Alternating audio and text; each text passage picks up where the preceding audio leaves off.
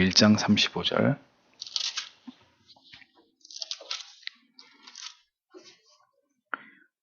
기도해서 다음 금요일까지는 결정을 해서 강의를 시작하도록 하고, 오늘은 한 절 말씀을 보고 그 말씀의 뜻을 한번 새겨보겠습니다. 마가복음 1장 35절 같이 읽겠습니다.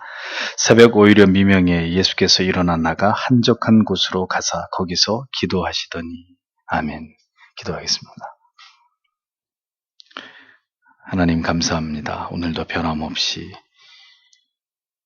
우리가 하나님 앞에 모여왔고, 그리고 하나님의 말씀을 듣고 또 이 시간에 간절히 하나님 앞에 기도로 나아가기를 소원합니다. 언제나 하나님을 찾는 이 시간, 구별된 시간과 구별된 장소에서 하나님을 만나 뵈옵기를 원하는 우리의 이 마음이 주님 오실 때까지 우리 안에 머물러 있고 변치 않을 수 있도록 하나님 우리에게 은혜 베풀어 주시기를 기도합니다.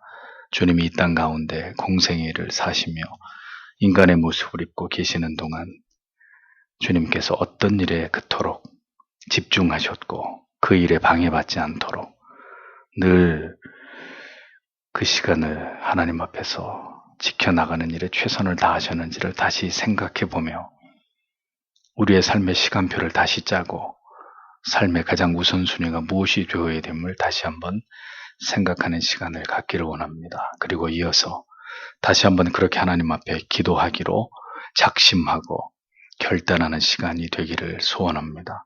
말씀을 통하여 찾아와 주시고 우리의 마음을 움직여 주시옵소서. 예수님 이름으로 기도합니다. 아멘. 한적한 곳으로 가서 거기서 기도하시더니, 이런 제목으로 말씀을 전하겠습니다. 공생애를 시작하시면서 갈릴리 해변에서 제자들을 불러 모으신 주님께서는 그들과 함께 가버나움이라는 곳으로 들어가십니다. 예수께서는 안식일에 가버나움에 있는 회당에 들어가셔서 복음을 전하기 시작하시죠. 주께서는 그렇게 가장 많은 유대인들이 모이는 날과 가장 많은 유대인들이 모이는 장소에서 거기서부터 힘있게 복음을 설파하시기 시작하셨습니다. 사람들은 즉각 예수님의 그 전무후무한 가르침과 교훈에 놀라게 되었고, 그분의 가르침이 여느 서기관이나 바리새인이나 그 당시 유대주의 종교 지도자들과 전혀 다른 권세의 것임을 알아차리게 됩니다. 귀신 들린 자들이 예수의 권세 앞에 꼬꾸라지고, 이런 엄청난 일들이 일어나면서 예수님에 관한 소문이 급격하게 유대 사회에 퍼져나가기 시작하죠. 그 말의 의미는 그리스도의 사역이 엄청나게 확대되고 있었고 그분이 감당하셔야 될 일들이 폭발적으로 증가되고 있었다는 그런 뜻입니다. 병원이 잘 안 될 때는 파리가 날리지만 그 병원의 의사가 명의다라고 소문에 나면 어떻게 되겠어요? 문전성시를 이루겠죠. 밥 먹을 시간도 없이 환자를 봐야 되는 지경에 이르지 않겠습니까? 예수님도 꼭 같은 상황으로 가고 있었다는 겁니다. 아는 게 아니라 이어지는 마가복음 1장의 내용을 주목해보면 회당에서 나오신 그리스도께서 이어 열병에 걸리신 시몬의 장모를 고치고, 이어서 해가 저무르고 이제 쉼을 가지셔야 될 시간에조차도 예수님 앞에 운집한 병자와 귀신 들린 자들 때문에 그들을 고치기 위해서 아마도 늦은 시간까지 혹은 거의 밤을 새다시피 하시면서 그분이 사역에 몰두하시는 것을 보게 됩니다. 그리고 이윽고 새벽이 밝아올 때 주님은 이제 모든 사역을 거기서 중단하시고 일어나셔서 갑자기 밖으로 나가셨습니다. 그리고는 한적한 곳을 찾으셨고 이내 주님은 그곳에서 기도하셨다라고 성경은 기록을 하고 있습니다. 많은 사람들이 여전히 주님을 찾고 기다리고 있었지만 주님께서는 그 모든 것보다도 아무도 방해받지 않는 곳으로 가셔서 하나님과 독대해서 기도하는 그 시간을 더 중요하게 여기셨고 그 중요한 것을 굳게 그분의 공생의 기간 내내 그것을 붙들고 계셨다는 것을 성경은 증언하고 있습니다.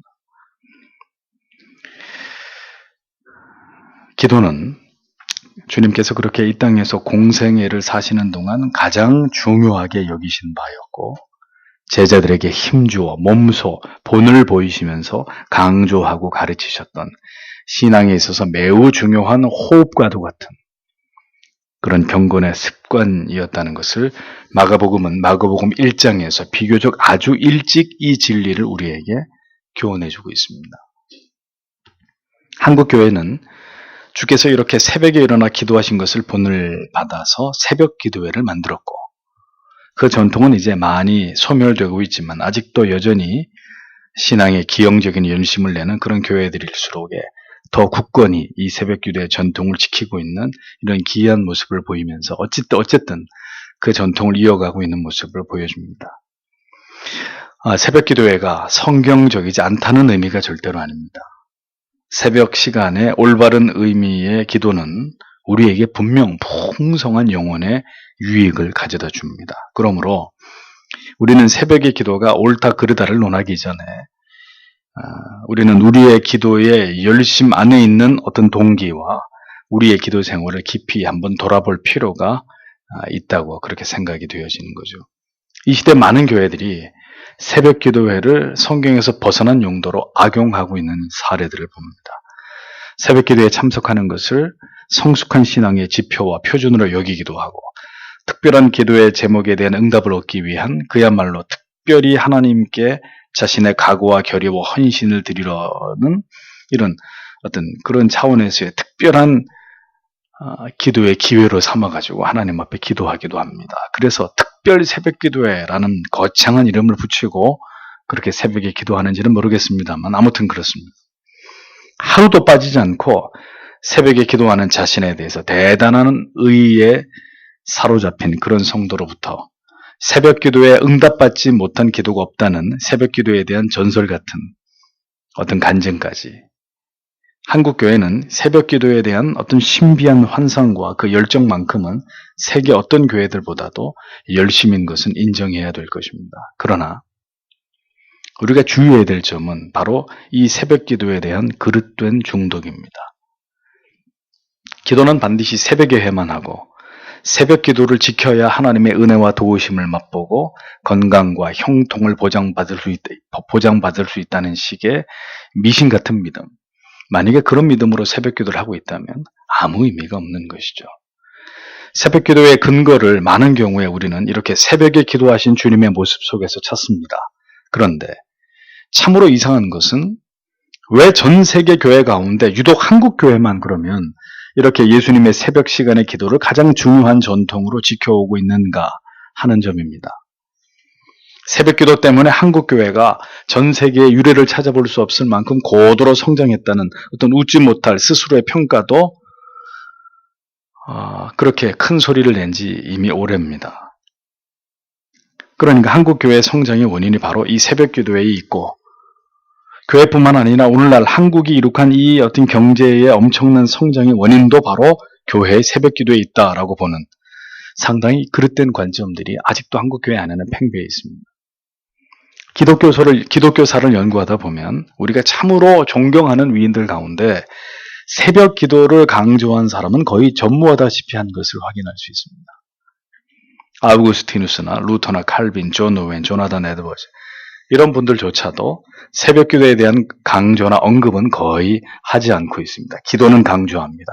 그러나 새벽에 기도해야 된다고 강조하는 그런 말씀들은 거의 찾아보기 어렵습니다. 그분들이 개별적으로 경건함과 부지런함 속에서 새벽에 일찍 일어나서 말씀과 기도로 하루를 시작하는 일은 얼마든지 가능한 일이었고 그렇게 했던 일입니다. 그러나 한국 교회처럼 그렇게 새벽 기도를 특별히 강조하고 그것을 절대시하면서 어떤 새벽 기도회의 형태를 만들어서 그렇게 그것을 강요하거나 강조했던 그런 적은 결국 찾아볼 수 없습니다.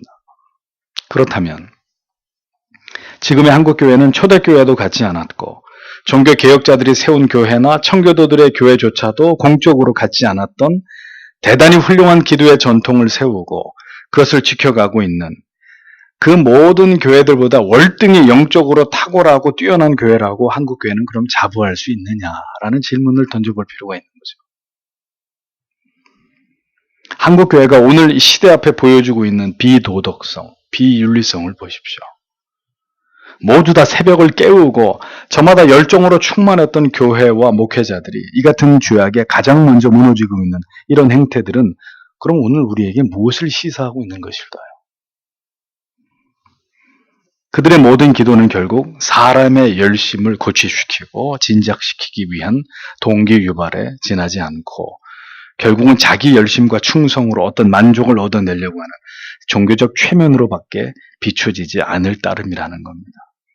그렇게 새벽기도에 열심을 냈던 한국교회는 그럼 왜 이토록 빠르게 몰락의 길을 가고 있느냐라고 질문을 할 때 뭐라고 답을 하시겠습니까?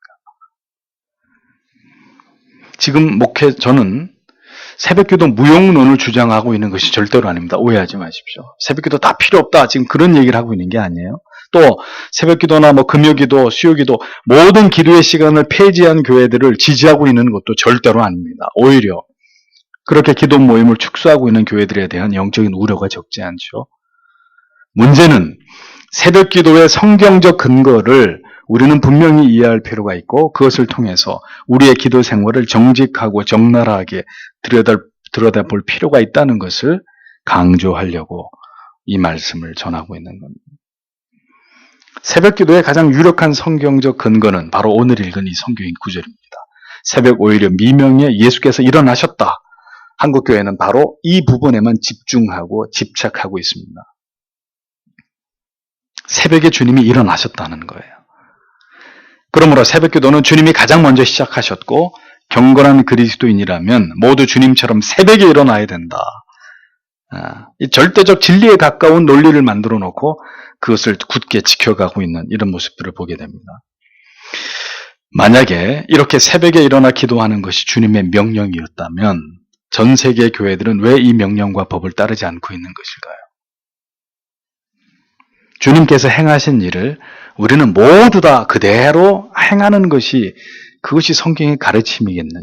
그럼 주님께서 공생이 시작하시기 전에 40일 금식하셨기 때문에 모든 목사들은 개척하기 전에 무조건 기도원에 들어가서 40일 금식기도 해야 되는, 하다가 죽든지 말든지 40일 금식기도를 해야 되는 것이고, 어떤 분은 사업을 시작하기 전에 혹은 새롭게 상급 학교에 진학하기 전에 모두 다 무조건 다 40일 금식기도부터 하고 그러면 사업을 시작하고 학교를 다니고 뭘 해야 되느냐.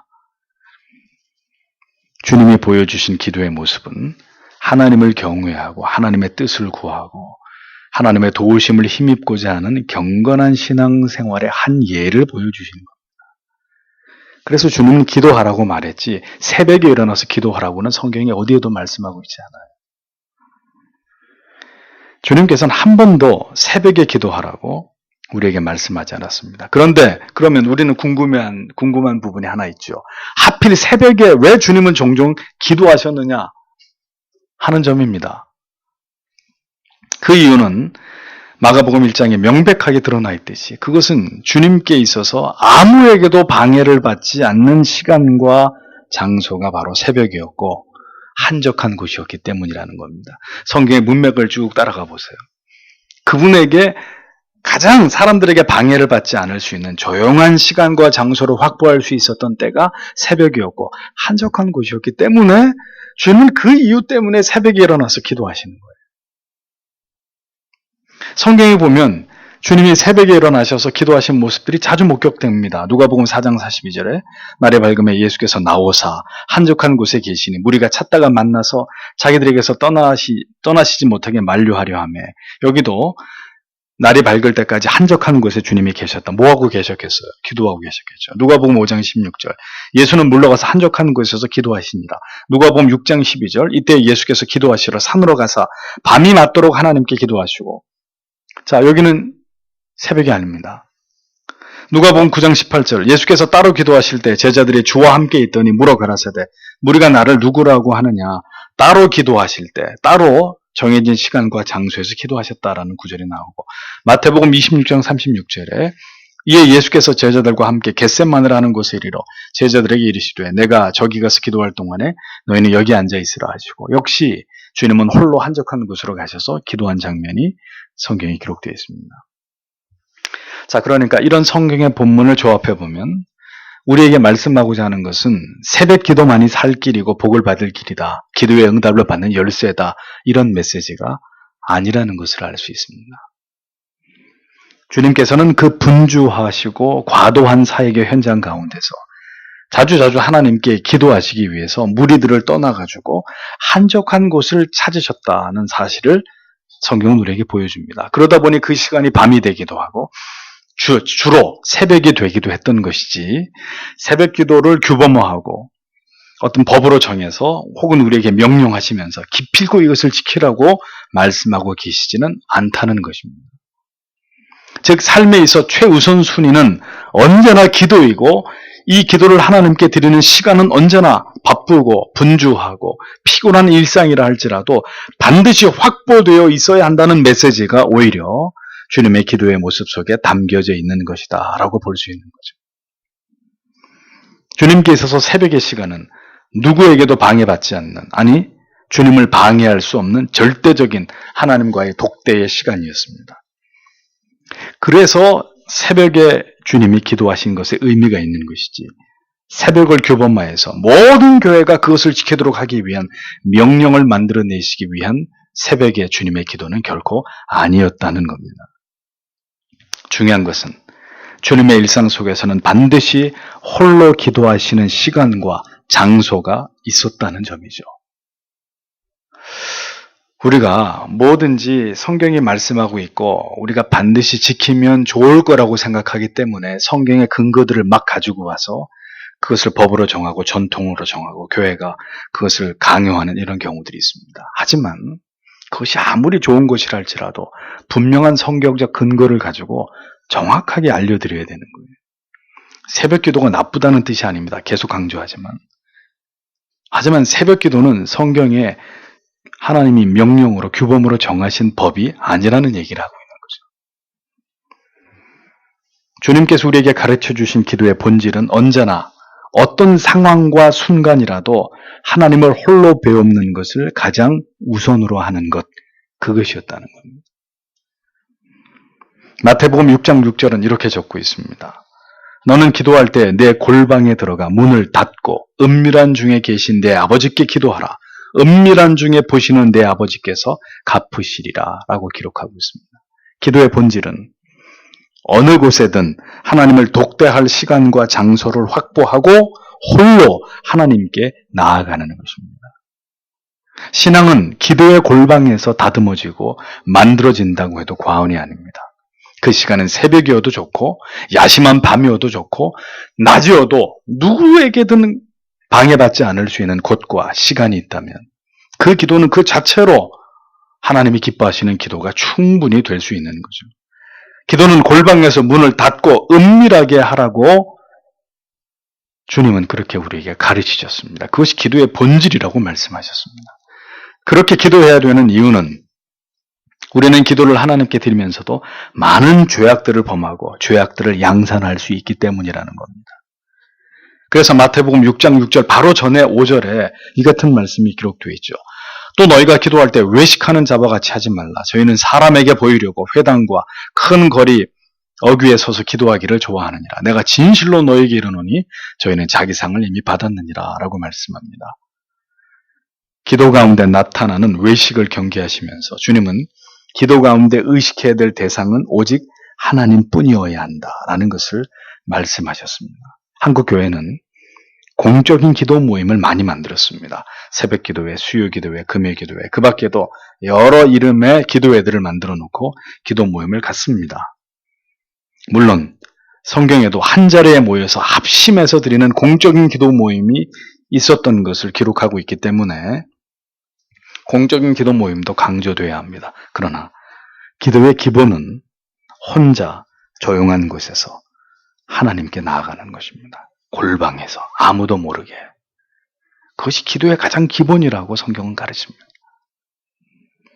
즉 자기의 삶 속에서, 삶의 터전 속에서 언제든 하나님을 찾고 배움는 기도가 성경이 우리에게 말씀하고 있는 기도의 원형이다라는 겁니다. 새벽 기도가 기도의 원형이 아니라 내 삶의 현장에서 조용히 골방에 들어가서 아무도 알지 못하게 고요히 하나님을 배우는 그 시간과 장소가 있는 그 신자, 그렇게 기도하는 그 기도의 모습, 그것이 바로 성경이 가르치고 있는 기도의 본질, 기도의 가장 원형이라고 성경은 말씀하는 거예요. 모두 자신이 거하고 있는 집이나 회사나 혹은 학교나 어디서든 한적한 곳과 시간에서 하나님께 기도하는, 삶의 현장에서 하나님께 드리는 기도가 사실은 우리에게 분명하게 자리 잡아야 될 매우 중요한 경건의 습관이라는 것을 성경은 우리에게 가르치고 있을 따름인 거죠. 여러분에게 한번 여쭤보겠습니다. 교회에서 하시는 기도 말고 여러분들의 삶의 현장에서 하나님께 드리는 기도의 시간과 장소가 있으십니까? 새벽과 수요일과 금요일 공적으로 교회 와서 드리는 기도가 여러분들의 삶의 현장에서 드리는 모든 기도를 대신하고 대치하고 있는 것은 아닌지를 생각해 보실 필요가 있다는 거죠. 하나님께 따로 간절히 기도할 시간이 필요한 나머지 새벽에 교회를 찾고 수요일이나 금요일에 교회를 나와서 말씀을 듣고 기도하는 것은 너무 바람직하고 귀한 일입니다. 그러나 그렇게 정해진 시간 이외에는 어디서도 간절히 하나님과 독대해서 한적한 곳에서 기도하지 않고 그렇게 우리의 일상을 살아가고 있다는 것은 올바른 기도를 실천하고 있다고 보기 어려운 것입니다. 기도회로 모이기 위해서 골방의 기도를 버리고 내가 있는 곳에서 하나님께 드리는 은밀한 기도를 내가 잃어버렸다면, 그것을 소홀히 하고 있다면 이것은 오히려 성경이 말씀하고 있는 그리스도께서 우리에게 몸소 보이신 그 기도를 우리가 지금 잃어버리고 있다는 것을 분명하게 증명하는 것이라는 거죠. 기도는 그래서 지극히 개인적이어야 합니다. 나의 기도를 누구도 들을 이유가 없고 다른 사람의 기도를 내가 들을 필요도 없습니다. 이 몰지각한 방언 기도하는 사람들, 교회를 전세 낸 것도 아니고 혼자 그렇게 시끄럽게 떠들면 다른 사람들은 어떻게 기도하라고요? 그럼 바울도 그렇게 하지 말라고 분명히 얘기했잖아요. 통성 기도하는 건 대한민국밖에 없습니다. 설교가 끝나고 예배당에 불이 꺼지면 모두 각자가 하나님을 배우는 것입니다. 기도로 하나님께 나아가는 것입니다. 아무리 분주하고 피곤하고 지치는 일상이지만 매일 한적한 장소, 정한 시간에서 하나님을 배울 수 있어야 합니다. 그것이 불가능하다면 새벽에 교회를 찾아 나와서 기도해야죠. 만일 모두가 집에 없고 홀로 조용히 집에서 나 혼자 있는 시간이 확보된다면 아내 여러분, 어머니 여러분, 그곳이 여러분들의 기도의 처소가 되는 겁니다. 기도하는 골방을 정하셔서 매일 하나님 앞에 기도하는 그런 모습이 있어야 되는 거죠.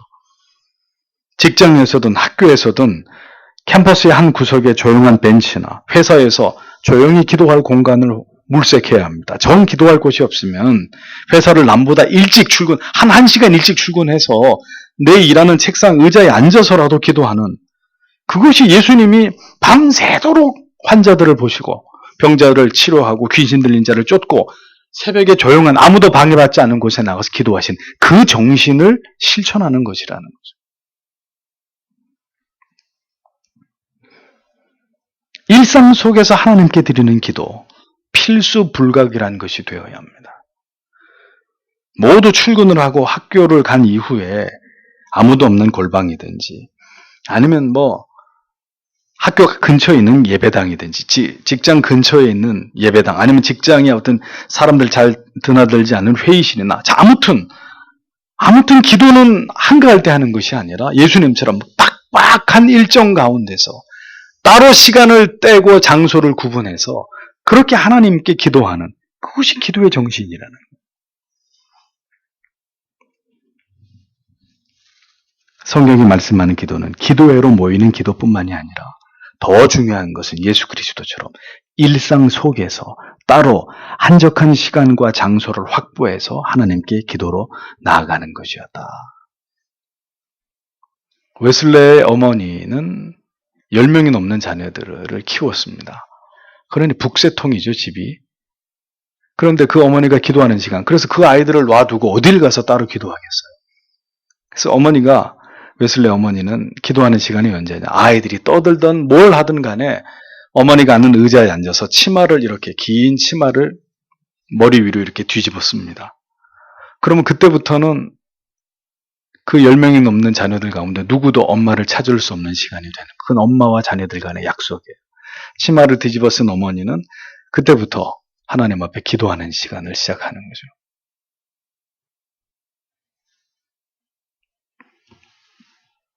새벽에 기도하는 것만이 모든 기도의 규범일 수 없고 한적한 곳에서 무엇에도 방해받을 수 없는 시간의 기도가 주님이 우리에게 보이신 기도의 본이었다는 것을 올바로 이해해야 된다는 겁니다.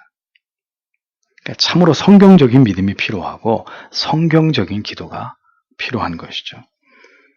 성경적인 성도의 삶이 무엇인지 올바로 깨닫지 못한 채로 그냥 어떤 전통과 규범에만 미신처럼 묶이고 얽매여서도 안 되지만 전혀 기도의 골방을 찾는 일 없이 그렇게 하루를 일주일을 그저 피곤해 분주에 찌들어가지고 정신없이 살아가는 삶도 전혀 하나님 앞에 기도함이 없는 기도 하루에 삼시세끼 밥 먹을 때 하는 기도가 전부인 그런 모습도 결단코 깨어있는 영혼의 모습이라고 보기 어려운 것이라는 것. 그리스도와 상당히 멀리 떨어져 있는 삶일 뿐이라는 것. 기도가 죽어있는 그런 모습일 따름인 거죠. 새벽을 깨우던 야심한 저녁에 주님 앞에 홀로 엎드리던 하루 중에 반드시 여러분에게도 주님께서 떼어 놓으셨던 그 한적한 곳과 한적한 시간이 있어야 된다는, 그게 비단 새벽이든 새벽이 아니든 그러한 시간이 없었고 그런 기도가 없었다면 성도 여러분, 지금 당장에 이것을 실천하기 위해서 결심하시고 다짐하시고 내일부터 여러분들의 삶의 현장에서 주님이 떼어놓은 시간과 주님이 머무셨던 한적한 곳을 만드셔야 됩니다. 이것은 나중에 기회되면 하겠습니다 라고 미룰 문제가 아니라 오늘까지 그렇게 주님처럼 기도하지 않고 살았던 삶에 대해서 우리가 철저히 하나님 앞에 회개하면서 나에게 그러한 주님을 닮은 기도의 모습이 있기를 오늘 이 밤에 기도해야 되는 거예요. 어떤 경우도 기도 없이 살아가는 것은 살았으나 죽은 것과 다름없는 삶이라는 것을 우리는 잊지 말아야 합니다. 모든 죄가 어디서 일어납니까? 모든 실수와 실패와 넘어짐과 고통이 어디서 시작됩니까? 기도 없이 살아가는 것에서, 기도 없이 결정한 것에서 시작되잖아요. 분주함 속에, 피곤함 속에 함몰되어 기도 없는 삶을 살아가고 있는 것은 흡사 한밤에, 칠흑같이 어두운 밤에 밤길을 헤드라이트를 켜지 않고 운전하는 거하고 똑같이 위험한 거죠. 별빛도 안 보이는 칠흑같이 어두운 밤, 산길을 가는데 자동차 헤드라이트를 끄고 운전을 해요. 죽겠다는 얘기죠. 가다가 낭떠러지라도 있으면 뭐 어떻게 되는 거예요? 전혀 하나님의 도우심을 구하지 않고 내 인생을 내 마음대로 살겠다는 무모함입니다. 주님께서는 한적한 곳에서 새벽에 기도하셔야만 한 상당한 이유가 있었죠. 그분의 빡빡한 삶 때문에. 그런데 엄밀하게 따지면 그분은 그렇게까지 기도하실 이유가 전혀 없는 분이시기도 합니다. 왜? 그분 자신이 하나님이신데.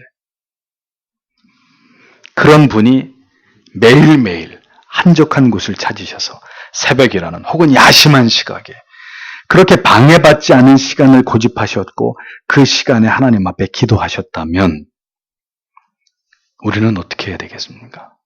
신자는 어디에 있든지 기도의 시간과 기도의 장소가 절실히 필요한 존재가 아니겠습니까? 무슬림들을 보십시오. 전 참 기분 나쁜 게 김포공항에 가면 우리 그리스도인들을 위한 기도방은 없어요. 근데 무슬림들을 위한 기도실은 있어요. 대학에 가면 무슬림들 기도실 다 있어요. 물론 뭐 기독교인들을 위한 기독교 서클을 위한 방도 있지만 왜 신자는 그렇게 하나님께 기도하는 일에 있어서 그들 같은, 그 알라를 믿는 그들 같은 열의와 열정도 없이 그렇게 대면대면하게 살아가냔 말이죠. 얼마나 그리스도인들이 기도에 열심히 있어서 무슬림들을 못 쫓아가게. 무슬림들은 가는 곳마다 회사에 취직하면 그 회사에다가 자기들 그 기도하는 기도방 만들어 달라고 요구해서 무슬림들이 들어간 기업이나 직장에는 전부 다 기도실이 있잖아요. 거기서 엉덩이 하늘로 쳐들고 3번 기도하잖아요. 우리의 기도는 얼마나 열정도 없고 열의도 없기에 어느 곳을 가든 우리 기도실 만들어다 웃기는 소리 하지 말라고, 방 빼라고, 짐 싸라고 이런 얘기를 우리가 듣냔 말이죠. 이것은 어떤 것으로도 이유와 핑계를 댈 수 없는 하나님을 향한 우리의 불신입니다. 믿지 않기 때문에 기도하지 않는 거예요. 간단하게 얘기하면 믿음이 있는 사람은 하나님을 향해 기도하는 사람이고, 믿음이 없는 사람, 하나님 앞에 기도할 어떤 이유도 없는 사람이죠. 믿음이 없는데 무슨 기도를 해요? 우리의 삶에서 반드시 구별된 시간과 장소를 택해서 하나님을 배우는 경건을 훈련하고 연습하는 그런 신자들이 되어야 할 것입니다. 주님은 그 시간이 새벽이었던 거예요. 만약에 우리에게도 그 시간이 새벽밖에 없다면 어떤 수를 써서라도 새벽을 깨우셔야 돼요. 그렇지 않고 또 다른 확보할 수 있는 시간과 장소가 있다면 그 시간만큼은 주님처럼 아무리 바쁘더라도, 아무리 분주하더라도, 아무리 해야 할 일이 쌓여있다 하더라도 그 모든 것을 감당할 수 있는 능력이 바로 그 기도의 골방에서 하나님과 정한 그 시간 속에서 우리에게 부어진다는 것을 기억하고 그것을 지켜낼 수 있는 신자가 되어야 돼요. 그 사람이 정말 하나님을 믿고 있는 사람이에요. 그 사람 속에 정말 하나님을 향한 믿음이 있는 사람이에요. 바쁘면 바쁘다고 기도 안 하고, 피곤하면 피곤하다고 기도 안 하는 사람, 정확하게 말씀드릴게요. 하나님 믿는 사람 아니에요. 그럼 하나님도 그런 사람의 그런 형식적인 기도에 응답하실 아무런 이유가 없으시는 거예요.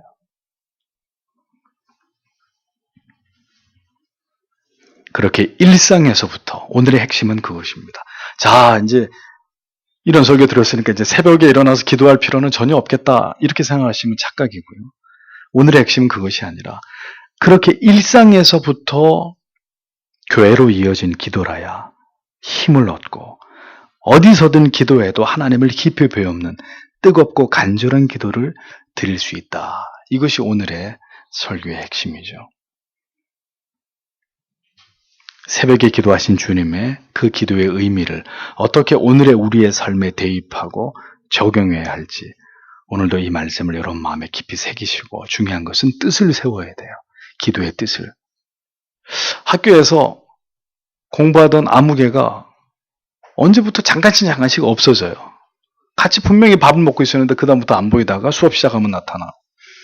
직장 다니는 아무개가 갑자기 이렇게 잠깐씩 이렇게 안 보이는 거죠. 물론 일하는 시간에 그렇게 사라지면 곤란합니다. 그런 기도는 하나님도 기뻐하는 기도가 아니죠. 그런데 뭔가 이렇게 밥 먹을 시간이나 뭐 이렇게 늘 곁에 있던 사람들이 안 보여요. 뭘 하나 봤더니 혼자 조용한 시간에 가서 그 시간에 기도하는 거예요. 그게 예수님 닮는 거예요. 그게 예수님을 빼닮은 기도의 삶을 살고 있는 신자의 모습인 거죠. 교회로 오실 수 없다면 여러분들이 있는 일상의 그 삶의 현장에서 하나님 앞에 구별해 놓은 장소와 시간을 찾아서 기도하는 습관, 주님이 우리에게 그것을 보여주신 것입니다. 그리고 너희도 그렇게 따라하라고 말씀하고 계시는 거죠. 오늘도 이 말씀을 여러분 마음에 깊이 새기시고 다시 무너진 기도에 단을 쌓으시고 여러분들이 있는 곳에서 반드시 기도의 시간과 장소를 확보해서 매일매일 그렇게 하나님을 독대하는 평생에 여러분들이 그러한 삶을 이어갈 수 있다면 결코 많은 사람들이 알지 못하는 크고도 신비한 그런 많은 하나님의 은혜와 신령한 복을 여러분들은 경험하게 되실 것입니다. 그러한 기도가 여러분 안에서 회복되시기를 축복합니다. 기도하겠습니다.